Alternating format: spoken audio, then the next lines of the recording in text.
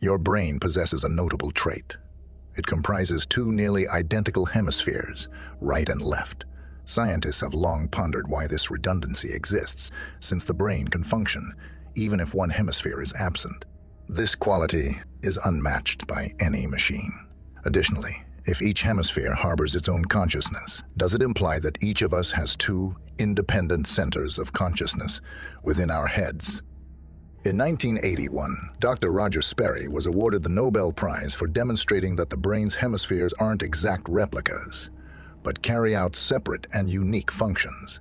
This discovery sparked a significant breakthrough in neuroscience.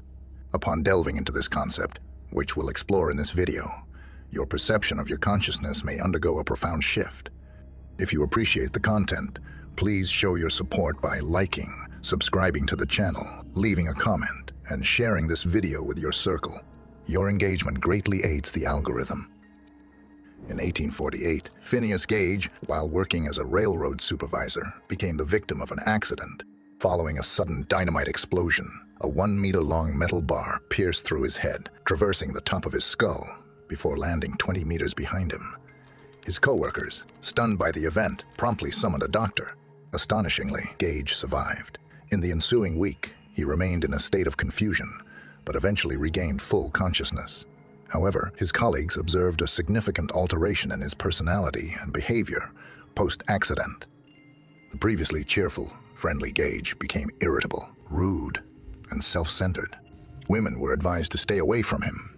Dr. John Harlow, who arrived at Gage's home immediately after the accident, noted that he was capricious and indecisive, always making plans, and before he could begin, abandoning them for other projects. He was a child in his intellectual capacity and expression, but possessed the animal passions of a strong man. Dr. Harlow also highlighted the profound shift in Gage's personality, with colleagues remarking that he bore little resemblance to his former self. Following Gage's passing in 1860, Harlow preserved both the skull and the rod that had penetrated it. Subsequent X-rays of the skull unveiled extensive damage to the frontal lobe of the brain in both hemispheres, caused by the rod. This remarkable case not only shaped Phineas Gage's destiny, but also had a transformative impact on the trajectory of scientific inquiry. Previously, a prevailing dualistic perspective among scientists viewed the brain and soul as distinct entities. However, once it became evident that damage to the frontal lobe precipitated significant personality changes, a reevaluation of the scientific paradigm was imperative. Scientists concluded that distinct areas of the brain correlated with specific behaviors. In 1861, a year following Phineas Gage's demise, the notion of brain behavior connections gained further validation through the work of Parisian physician Paul-Pierre Broca. Broca recounted the case of a patient who, apart from one crucial impairment, appeared entirely normal, a profound speech deficit. Though the patient comprehended others' speech fluently, he could only produce a single sound resembling the twang of a string. Following the patient's passing, Broca discovered damage to the left temporal lobe of the brain. Subsequently, Broca documented 12 additional similar cases, leading to the formulation of Broca's aphasia, which characterized patients with intact speech, comprehension, but an inability to articulate words.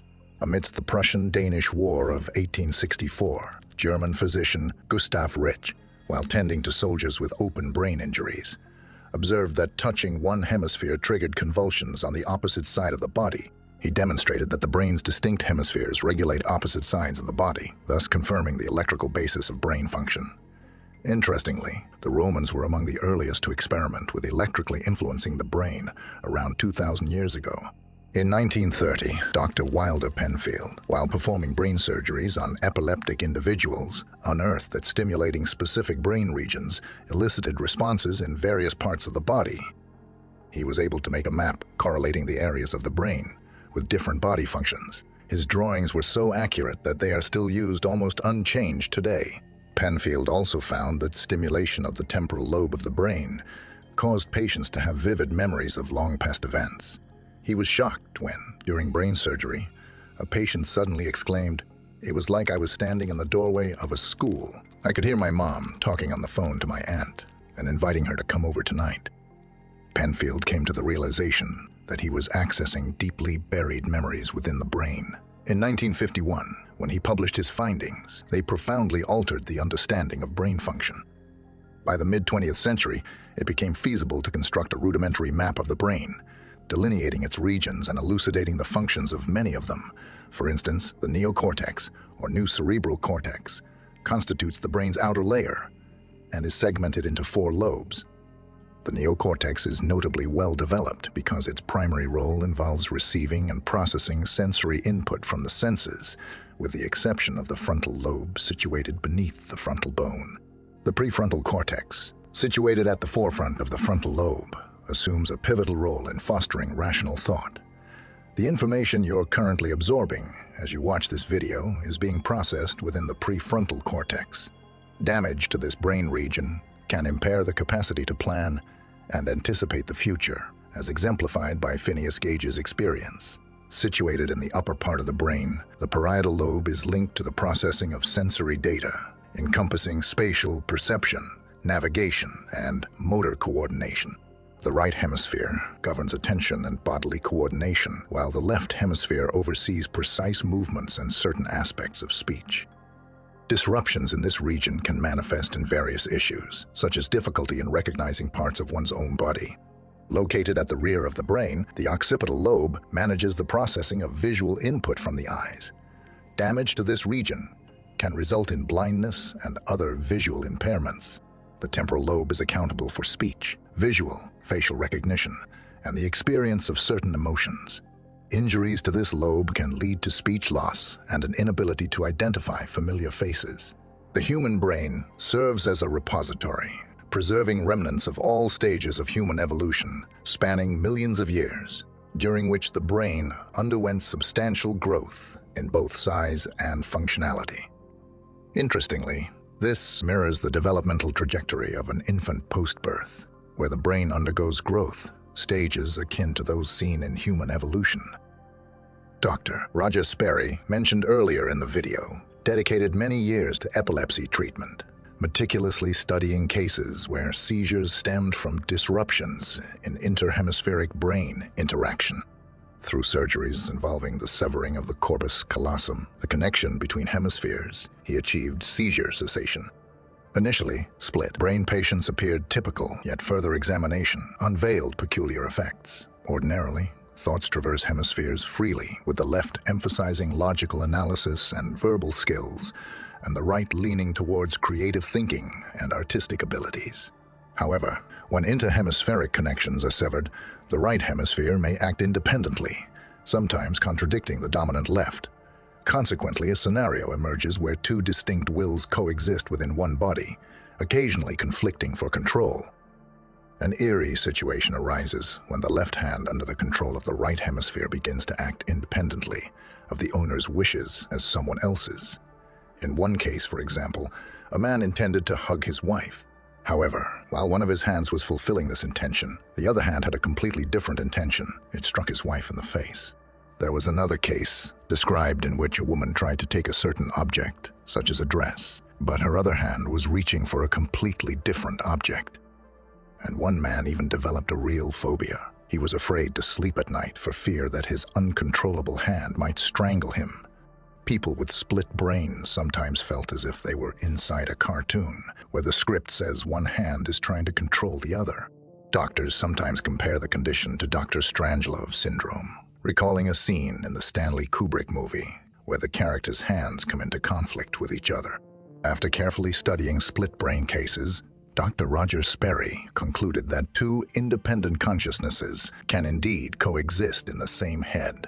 He wrote, "Each hemisphere is, in fact, an independent system of consciousness, capable of perceiving external signals, thinking, remembering, reasoning, wanting, and feeling, and all on a fully human level. And both hemispheres can think simultaneously, experiencing different, even conflicting, mental experiences that develop in parallel." The idea of 2 consciousnesses coexisting within our skull is indeed intriguing and raises profound questions about the nature of consciousness itself.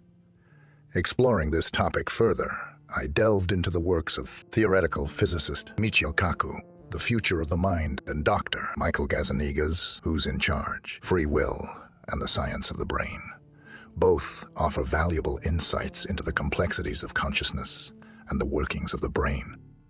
The surprising narratives of brain patients highlighted in this video sparked my curiosity, prompting a deeper dive into the realm of consciousness. As we embark on this journey, it's essential to acknowledge the significance of understanding consciousness, not only for the future, but also for the present. Your engagement and interest in this topic are vital as they contribute to fostering attention and seeking answers to this fundamental aspect of human existence. If this subject has captivated your mind, click like to signify your interest and join me in exploring the mysteries of consciousness.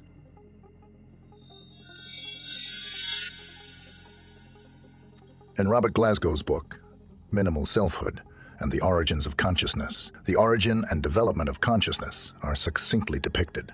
From the dawn of time, life on Earth has progressed from basic molecules to intricate organisms endowed with consciousness.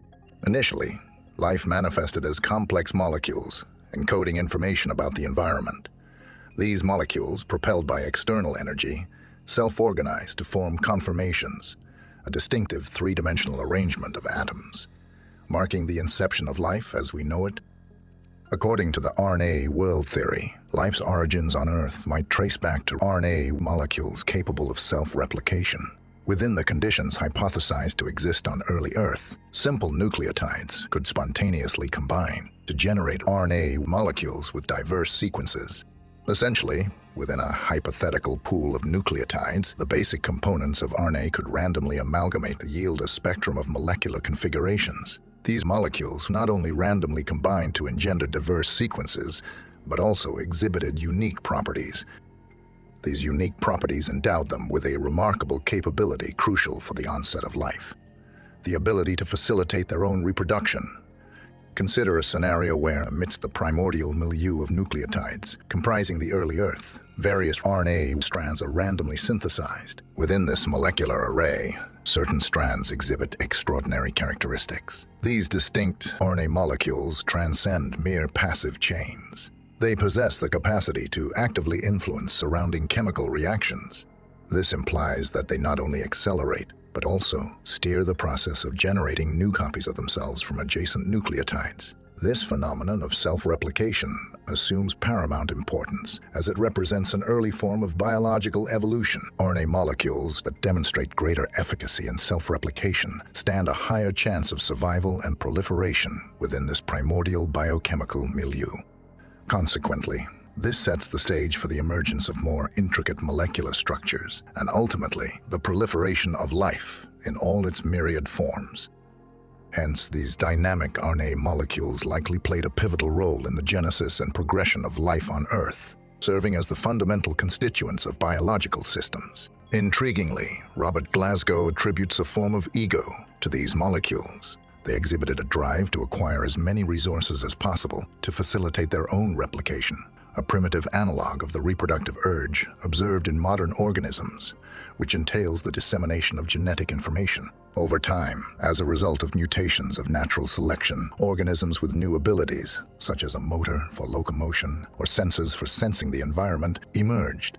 These primitive organisms began to respond to external stimuli, such as slowing down when food was available and speeding up when food was scarce. According to Glasgow, consciousness manifests itself as any behavioral strategy that optimally allocates resources. The emergence of the first sensor can be seen as the initial manifestation of consciousness. Subsequently, with the emergence of the second sensor, organisms began to orient themselves in space based on external conditions, marking the further evolution of consciousness. For instance, the emergence of the first light-absorbing protein, rhodopsin, signifies the primitive beginnings of vision. This allowed organisms to perceive their surroundings and gravitate towards light and warmth sources. As light-sensitive cells appeared and the eye evolved, organisms gained a more intricate understanding of their environment. With time, the refinement of sensory organs enabled organisms to construct elaborate mental representations of reality, indicating a heightened level of consciousness. The main argument of the book posits that consciousness develops gradually, starting from basic survival instincts and progressing to sophisticated cognitive processes. Glasgow underscores that consciousness is not static, but a continuous evolution. He concludes by asserting that consciousness development isn't merely a biological phenomenon, but a fundamental aspect of life's evolution. However, what makes it fundamental? How does modern physics address the enigma of consciousness and its investigation and explanation attempts? The concept of consciousness has preoccupied philosophers for centuries, but has persistently defied, and still defies, simple definition. Philosopher David Chalmers compiled data from more than 20,000 papers on the subject and concluded that in no other field have the efforts of so many scholars yielded so few general, universally accepted statements. The philosopher Gottfried Leibniz, who lived in the 17th century, once wrote, "If one could inflate the brain to the size of a mill, go around inside and examine everything, one would still not find consciousness there." Some skeptics doubt that the theory of consciousness has any right to life at all, arguing that it is impossible to understand consciousness because no object is capable of being aware of itself. Renowned Harvard psychologist Steven Pinker notes, "We cannot see ultraviolet light. We cannot mentally rotate an object in the fourth dimension, nor can we solve puzzles like free will or spiritual life." In addition, behaviorism, which denied the importance of consciousness, dominated psychological theories for much of the 20th century. This concept was based on the premise that only objective manifestations of animal and human behavior, as opposed to subjective internal states of mind, were worthy of study. Some researchers who have lost hope of defining consciousness focus on describing it. Psychiatrist Giulio Tononi put it this way: "Everyone knows what consciousness is. It is something that leaves you every night when you fall asleep without dreams and returns in the morning when you wake up." Throughout centuries, consciousness has remained a perennial topic of discussion and contention, yet definitive conclusions have been surprisingly scarce. Given physicists' substantial contributions to brain science via the development of numerous devices, perhaps it's time to adopt their approach and reassess this age-old question. When a physicist tackles a mystery, the initial step involves gathering data, followed by the construction of a model, a simplified representation of the object of study that captures its essential characteristics. In the realm of physics, a model is defined by various parameters such as temperature, energy, and time. Using this model, physicists simulate the future trajectory of the object. Today, the world's most powerful supercomputers are utilized precisely for modeling the evolution of systems encompassing phenomena like protons, nuclear reactions, weather patterns, the origins of the universe, and dynamics of black holes. Through numerous calculations and experiments, a new, more sophisticated model with intricate parameters emerges, built upon the foundation of the initial model. For example, Isaac Newton, while studying the motion of the moon, developed a simple model that later played a revolutionary role in human history. He imagined himself throwing an apple. In doing so, he reasoned, the faster the apple moves, the farther it will fly. If the apple is thrown with sufficient speed, it will make a revolution around the Earth and return to the starting point. Thus, Newton claimed that his model explained the motion of any objects. Thus, the same fundamental forces govern both the movement of an apple orbiting the Earth and the motion of the moon. However, the model used to describe this phenomenon was initially incomplete. A pivotal advancement occurred when Newton applied his theory to predict future events, enabling him to calculate the positions of moving objects. To tackle this intricate challenge, he had to pioneer a new branch of mathematics called integral calculus. Leveraging this tool, Newton not only forecasted the future paths of celestial bodies like the Moon and Halley's Comet, but also predicted the trajectories of other planets. Since then, Newton's laws have been employed to compute the movements of a diverse array of objects, ranging from projectiles like cannon shells, cars and rockets, to celestial bodies such as asteroids, stars, and galaxies.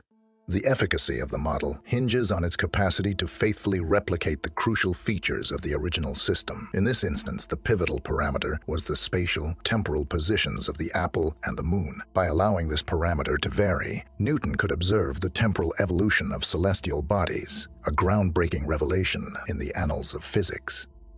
Every model retains its value until superseded by a more precise one that aligns better with the system's parameters.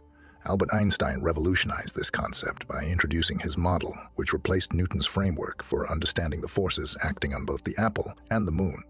Einstein's model introduced a novel parameter, the curvature of space-time. In his formulation, the apple's motion isn't propelled by Earth's gravitational force, but rather by the Earth's distortion of the fabric of space-time itself. Consequently, the apple simply traverses the contours of this curved space-time surface.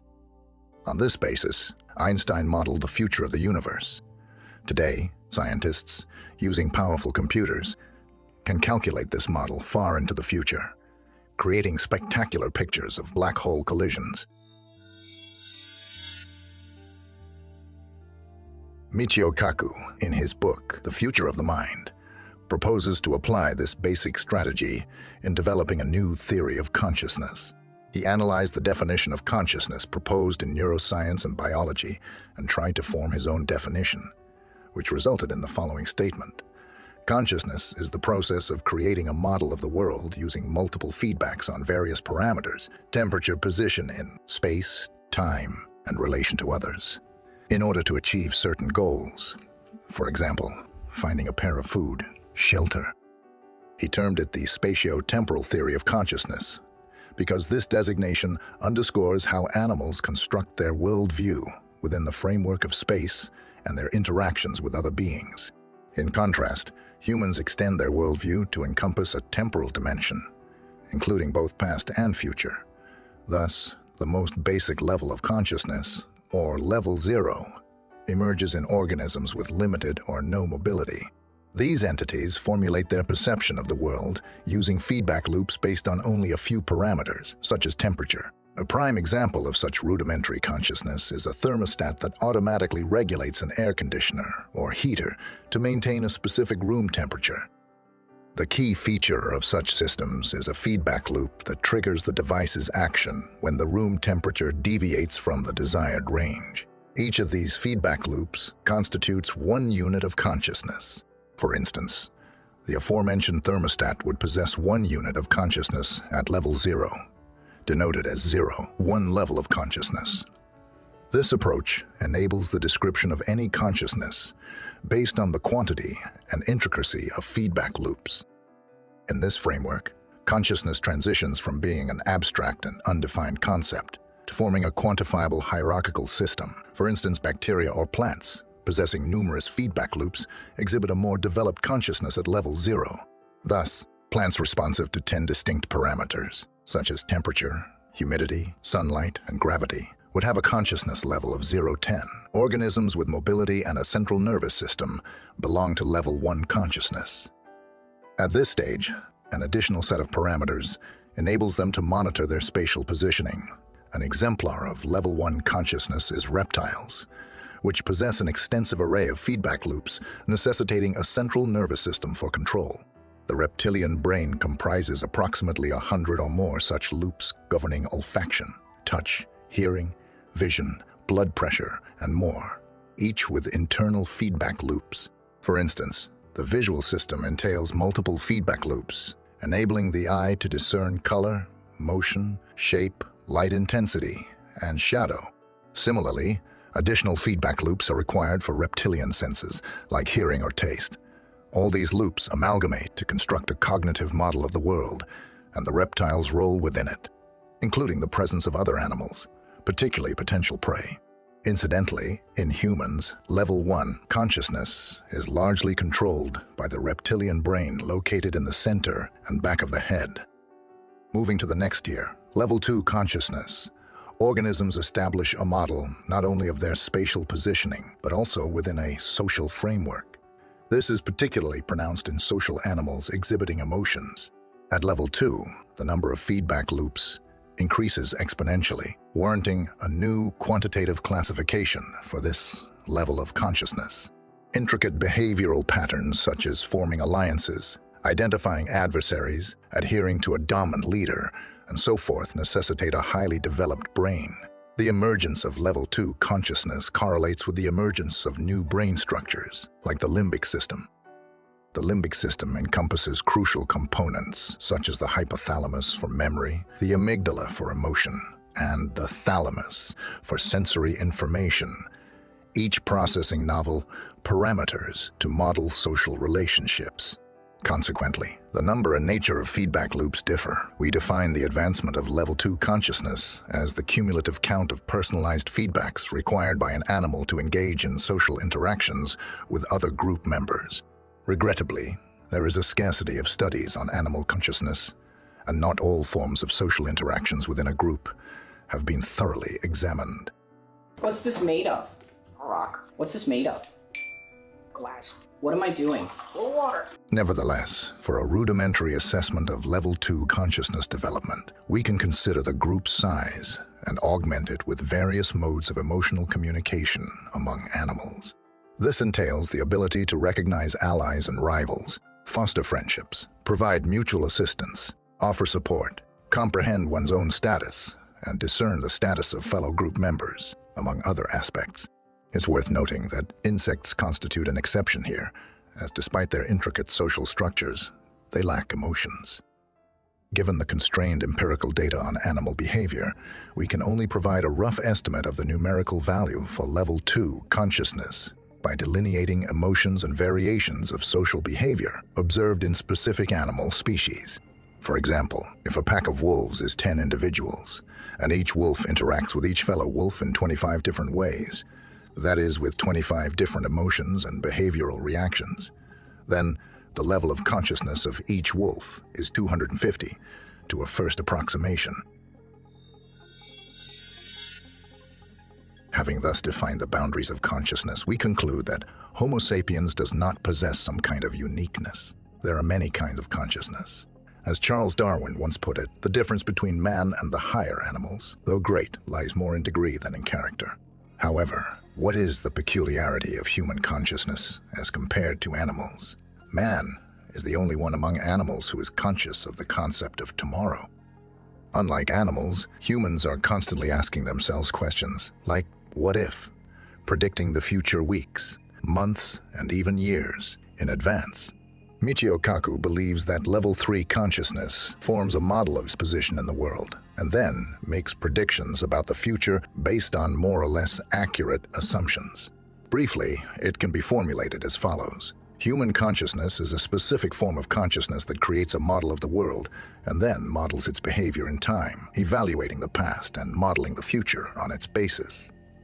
This requires averaging and evaluating multiple feedbacks in order to make a decision and achieve a goal. By the time we reach Level 3 consciousness, so much feedback is formed in our brains that a sort of CEO is needed to select the information needed to predict the future and make the final decisions. In this aspect, our brains are different from those of other animals, especially because of our greatly developed prefrontal cortex, which allows us to visualize the future. To quote Harvard psychologist Dr. Daniel Gilbert, the greatest achievement of the human brain is its ability to imagine objects and episodes that do not exist in reality. It is this ability that allows it to think about the future. The human brain is an anticipation machine, and creating the future is the most important thing it does. With brain scanning techniques, we can speculate on which part of the brain is modeling the future. Renowned scientist Michael Gazzaniga, one of the world's leading experts in neurobiology and neuropsychology, notes that Area 10, inner granular layer 4, in the lateral prefrontal cortex in humans, is almost twice as large as in great apes. Area 10 is associated with memory and planning, cognitive flexibility, abstract thinking, activation of appropriate patterns of behavior, and inhibition of inappropriate ones, learning rules and selecting the right information from the mass of data coming from the senses. Despite certain animals demonstrating spatial awareness and self-awareness in their relationships with kin, it remains uncertain whether they possess the capacity to plan for the future or contemplate tomorrow. Most animals, including highly social species with well-developed limbic systems, typically respond to situations, such as the presence of predators or potential mates, largely through instinctual reactions, without deliberate future planning. For instance, mammals do not consciously prepare for winter hibernation. Instead, they instinctively respond to dropping temperatures. Their hibernation patterns are regulated by innate feedback mechanisms, with awareness rooted in sensory input. Predators, employing stealth and camouflage, may exhibit some semblance of future planning in their hunting strategies, but these plans are constrained by instinct and the timing of the hunt. Primates display a capacity for scheming and devising short-term plans, particularly in activities such as foraging for food. However, there is scant evidence suggesting they can plan for periods longer than a few hours. Humans, on the other hand, exhibit a distinct ability in this regard.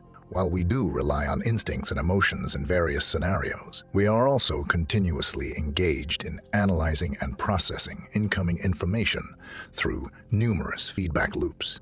This cognitive capacity enables us to predict future events, sometimes spanning thousands of years into the future. The fundamental process of modeling involves assessing potential options and selecting the optimal solution to accomplish a goal. These cognitive processes occur primarily in the prefrontal cortex of the brain, enabling us to envision the future, evaluate various options, and choose the most effective course of action. This ability has evolved in humans for several reasons. Firstly, envisioning the future confers significant evolutionary advantages, such as avoiding encounters with predators, locating food sources, and securing mates. Secondly, it enables us to contemplate multiple future scenarios and select the most suitable one. Thirdly, as we ascend from level 1 to higher levels of consciousness, the complexity of feedback loops grows exponentially, necessitating a centralized control center to assess these diverse and competing signals. This centralized evaluation is crucial because instinct alone is insufficient to analyze the multitude of feedback loops. It is this type of centralized control center that distinguishes human consciousness from animal consciousness. In a simple experiment, recounted by neuroscientist and Stanford professor David Eagleman, a male spiny fish placed in an aquarium by a female exhibits a state of confusion as he oscillates between the desire to mate and the desire to defend his territory. Consequently, he engages in both courtship behaviors and aggressive attacks towards the female. A similar pattern emerges in mice when subjected to an experiment where an electrode is positioned in front of a piece of cheese. Despite the cheese being enticing, the mice's approach is accompanied by an electric shock. In this scenario, one feedback loop urges the mouse to consume the cheese, while another warns against approaching it due to the risk of shock. By adjusting the placement of the electrode, researchers can induce the mouse to vacillate between these conflicting signals. In a situation where a person's brain CO is turned on, capable of evaluating the pros and cons and making a balanced decision, the mouse perceives two conflicting signals and swings back and forth helplessly. This is reminiscent of the parable of the Burried donkey, starving to death between two identical feeders. The brain's process of modeling the future involves continuously processing an immense volume of sensory and emotional information. Central to this process is the prediction of future events through the establishment of cause and effect relationships. This entails recognizing that when event A occurs, it will be followed by event B, which may in turn lead to events C and D. Every decision we make initiates a cascade of sequences, thereby constructing a tree of potential future scenarios with numerous ramifications. The CEO function, housed in the prefrontal cortex, evaluates the outcomes of each option and selects the most suitable one to inform the final decision. For instance, consider the contemplation of robbing a bank. How many realistic alternatives can you envision? You would have to consider many causal chains, including police actions, reactions of bystanders, security and alarm systems, relationships with participants, road conditions, security cameras, and so on.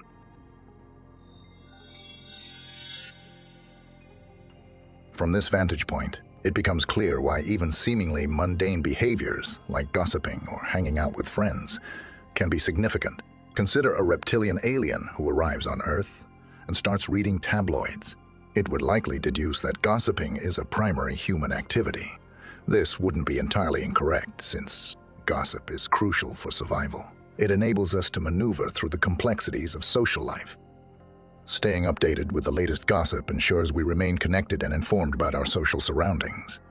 Our awareness of social dynamics is partly due to what might be termed as second-level consciousness. However, when we hear an interesting rumor, we begin to speculate and try to understand how this event will affect our position in society. At this point, level 3 consciousness is activated. Historically, gossip and rumors were vital for staying informed about tribal affairs, where sometimes survival depended on the latest updates. Play is another essential aspect of consciousness. Ask children why they play, and they will likely say it's because it's fun. But fun often translates to an opportunity to mimic complex human interactions in a manageable way.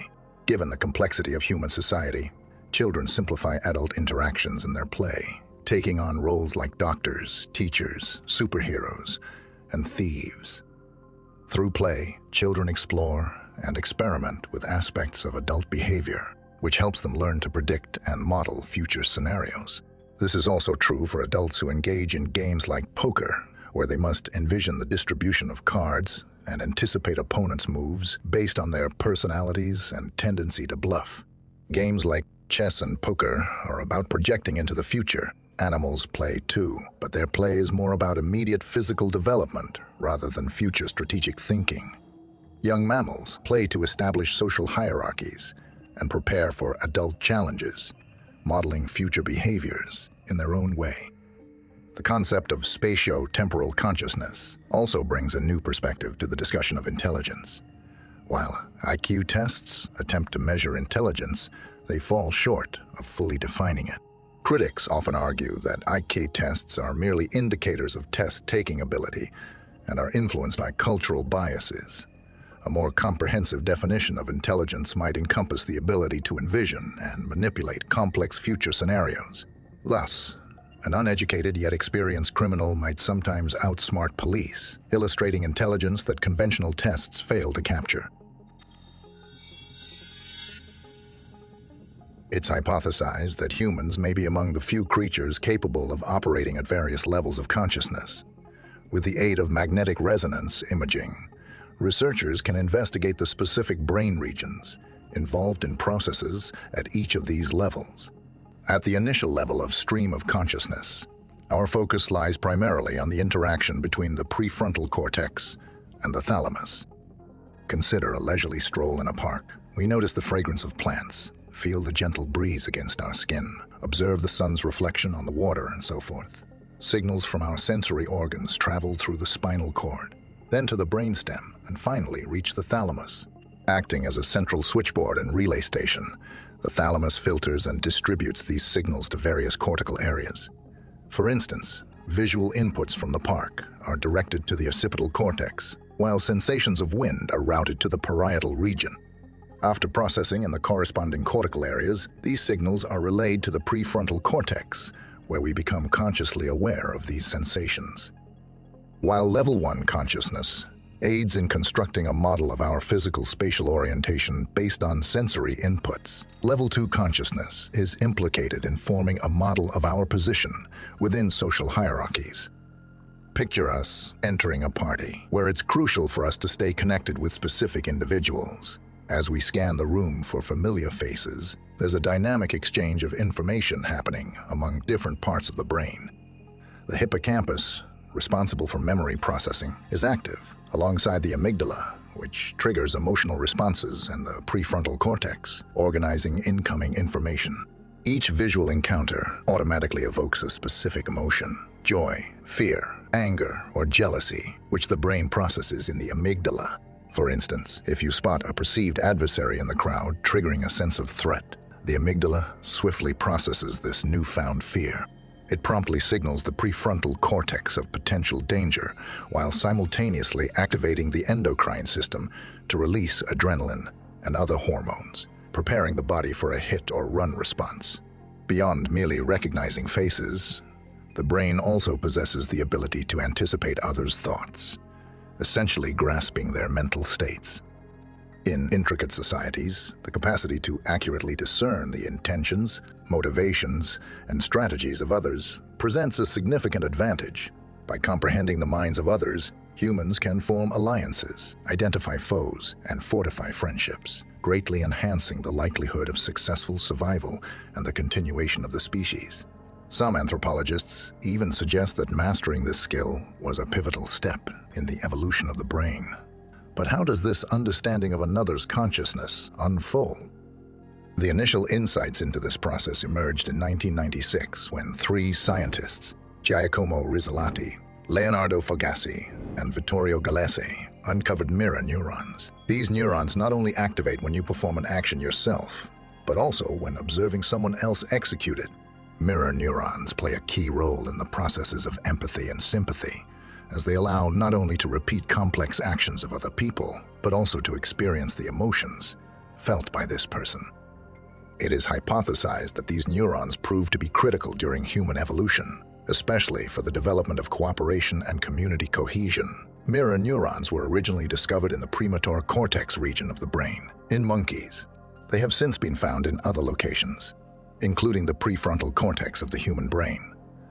Dr. Villayanur Ramachandran believes that without mirror neurons, the human brain would not have been able to develop self-awareness. I predict that mirror neurons will do for psychology what DNA has done for biology, provide a common framework and help explain a wide variety of mental abilities that previously remained a mystery and could not be experimentally verified.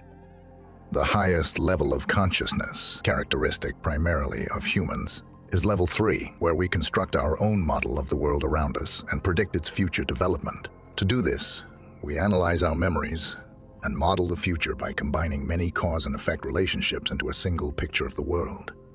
For example, being at a party and observing the faces of those present, we ask ourselves the questions: how can this person help me? What are the implications for me of the rumors that are spreading? Is there a threat from someone present? Similar to the case of Phineas Gage discussed at the beginning of the video, there exists another peculiar and widely referenced case in scientific literature, that of Henry Molaison, famously known as the man with no memory.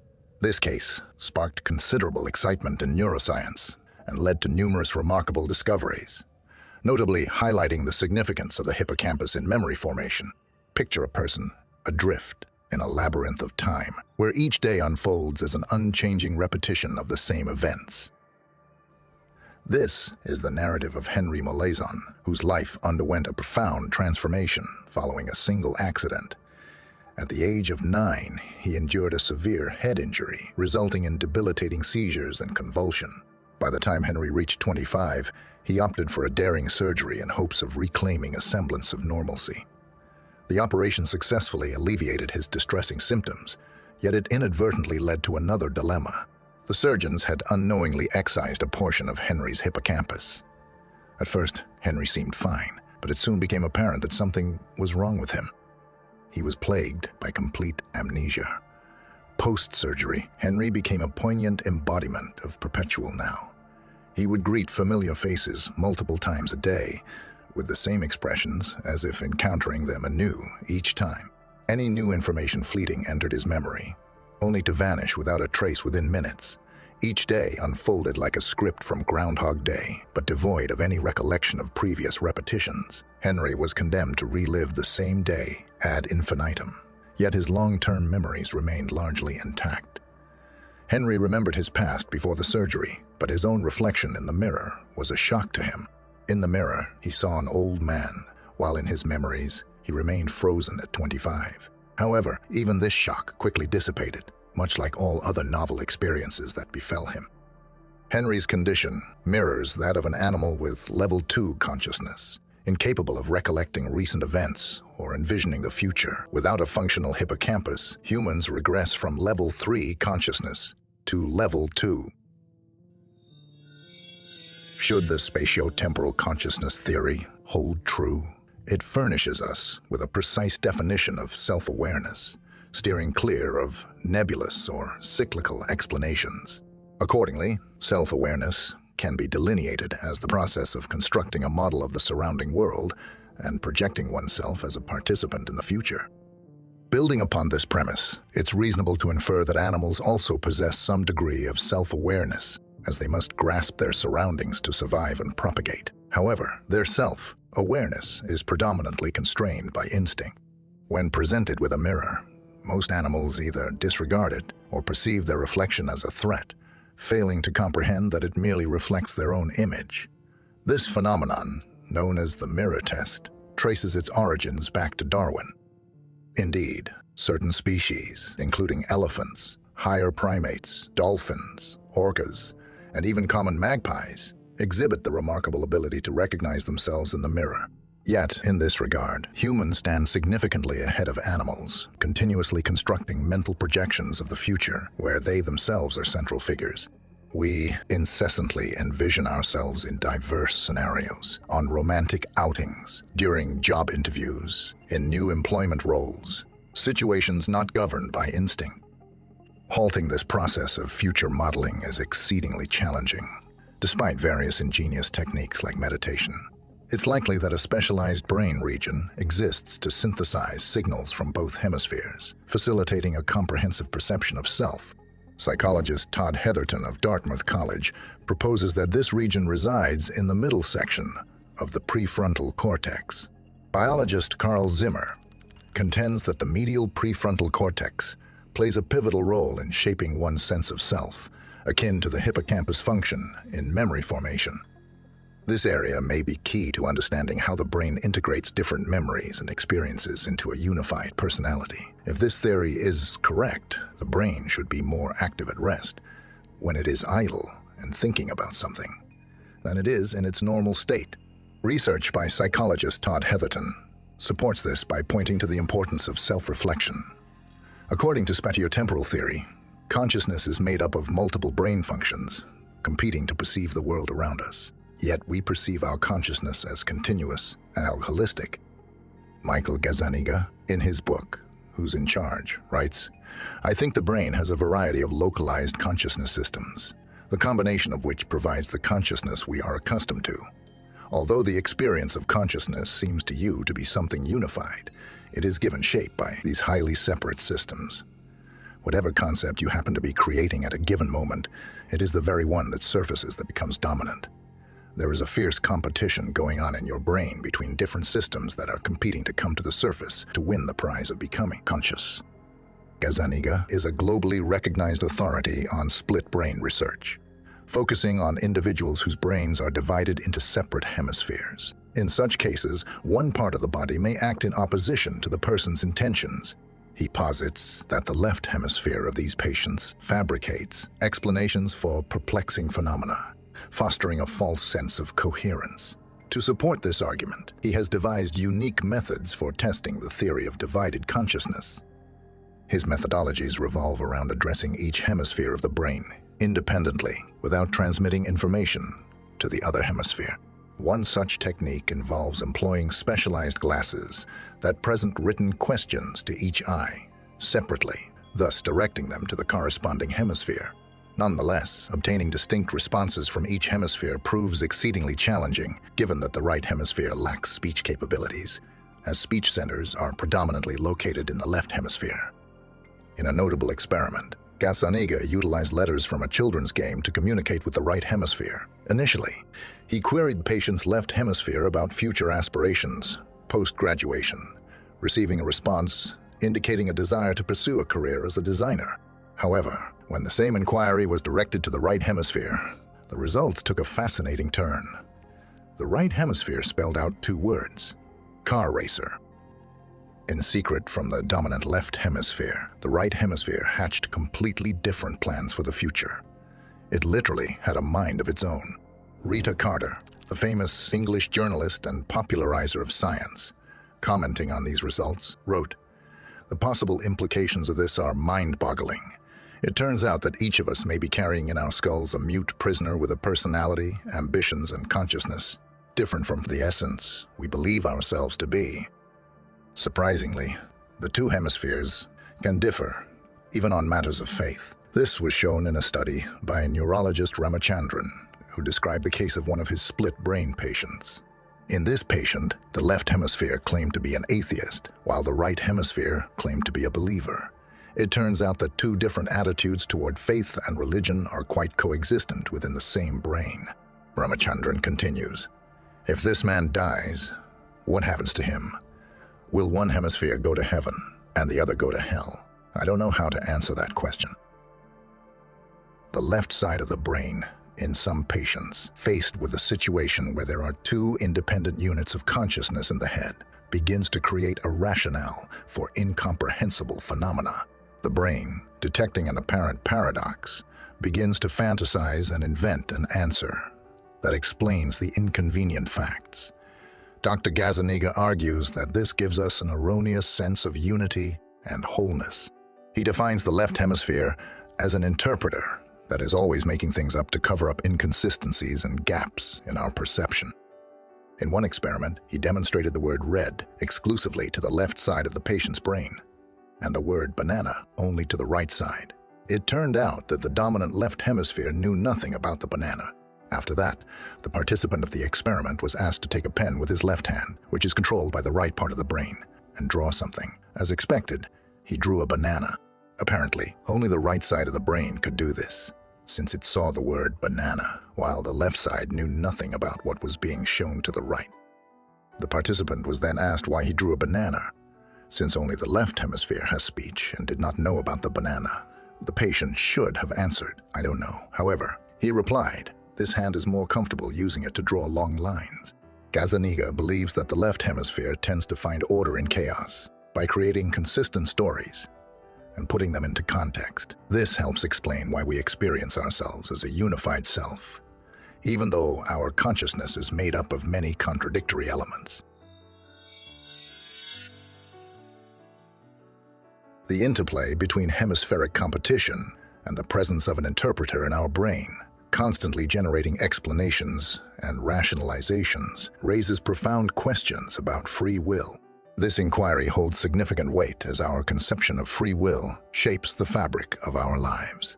Robert Sapolsky, renowned for his Stanford human biology course, advocates for the abolition of the current criminal justice system, underscoring the urgency of reevaluating our understanding of human behavior. In elucidating human behavior, three perspectives emerge. The first posits that our actions manifest through free will. The second contends that we lack free will altogether, and the third suggests that our behavior resides somewhere between these extremes. The notion that our behavior is a direct product of our beliefs may appear strained. For example, if a person has an epileptic seizure during which he or she unwittingly strikes someone standing nearby, that strike must be considered an intentional act. But this is absurd. Nevertheless, about 500 years ago in Europe, such a perspective did exist, which to contemporary sensibilities seems absurd. However, revisiting these historical beliefs has led us to a foundational principle of our civilization. It's not him, it's his disease. This principle underscores that biological factors can sometimes supersede what we perceive as free will. Therefore, a woman inadvertently stepping on your foot isn't doing so intentionally. She's blind. Similarly, a man who fails to assist a fallen woman isn't devoid of compassion. Perhaps he's physically unable to bend due to an injury. Furthermore, our understanding of culpability for crimes has evolved. For example, from 200 to 700 years ago, animals, objects, and even deceased individuals believed to have intentionally harmed someone could be subjected to trial.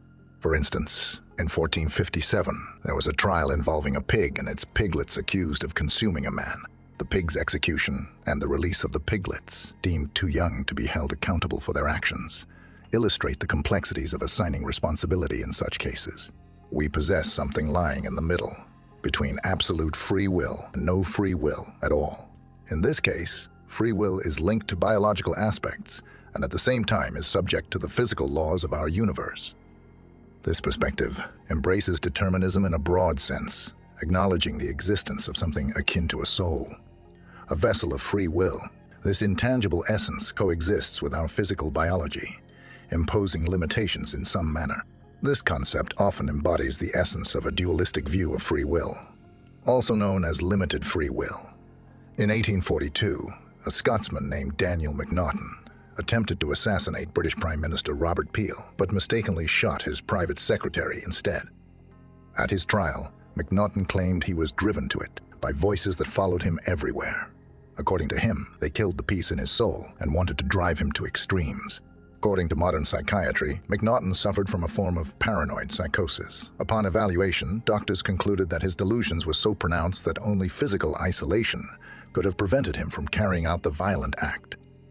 Ultimately, Macnaghten was acquitted on the grounds of mental illness and spent the remainder of his life in a psychiatric facility.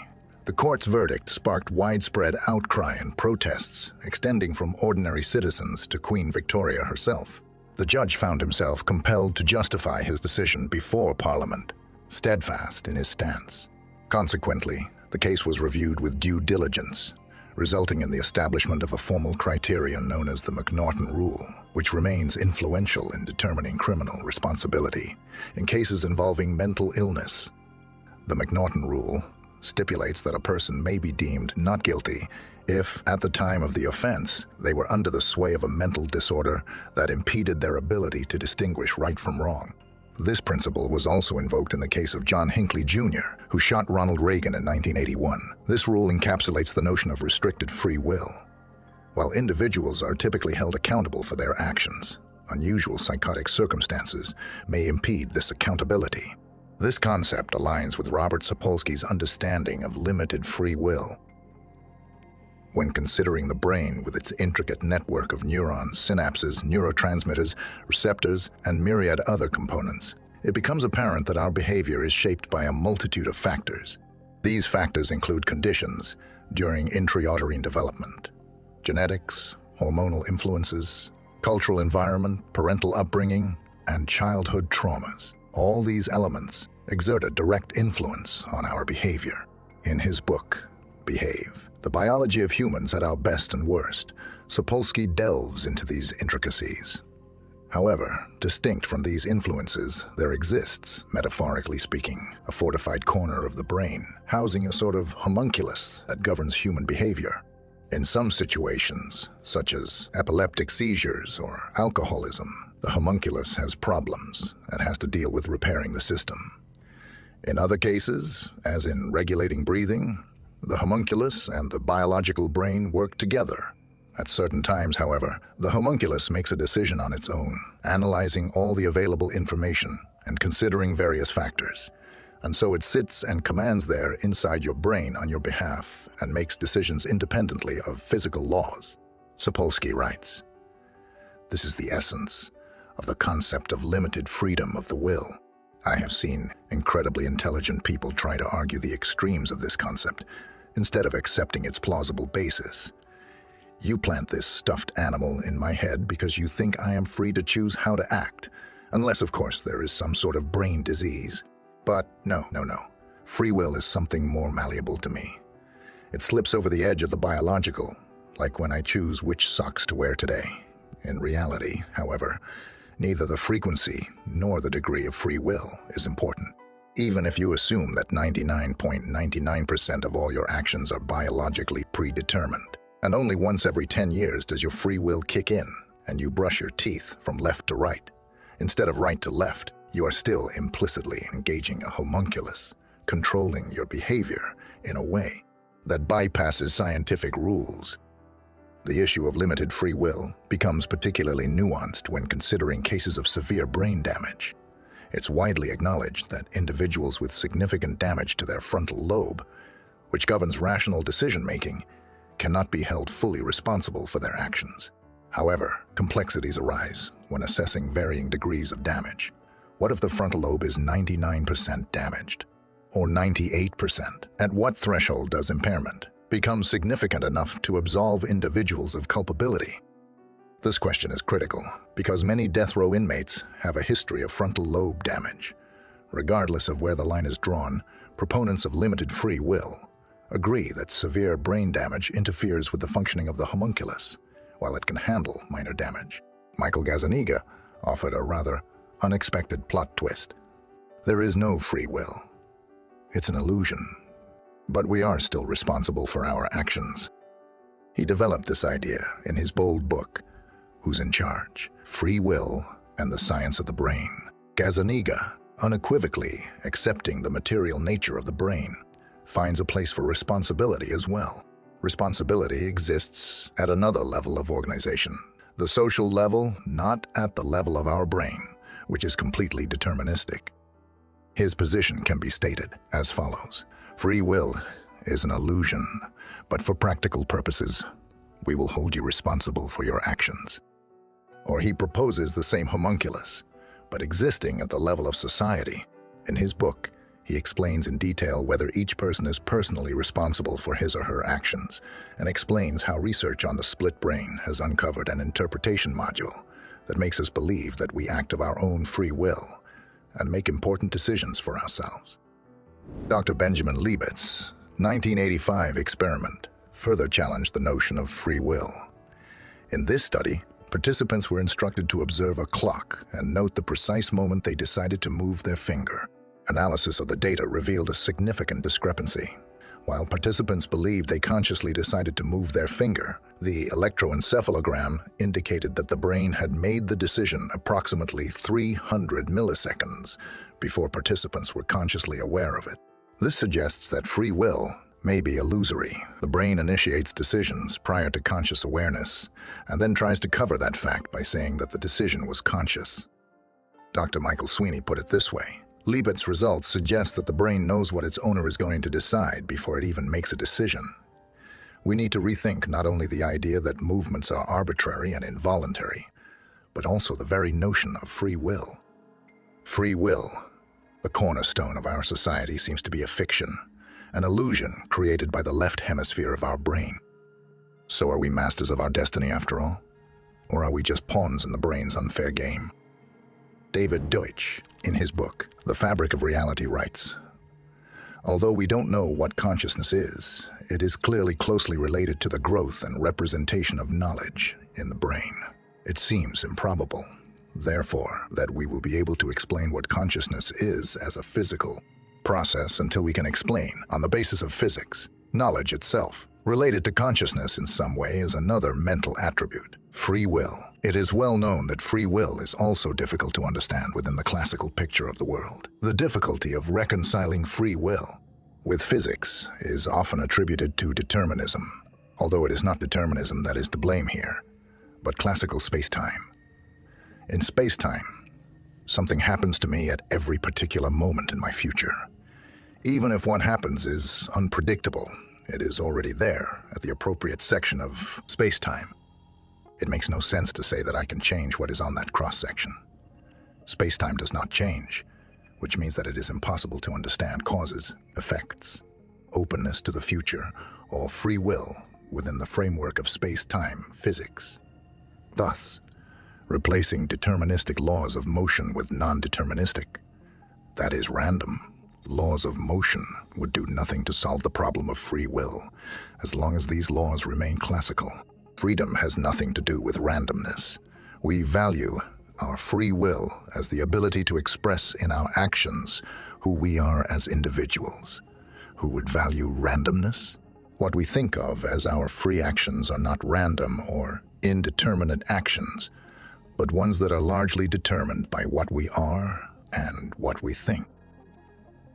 Thank you all so much for watching.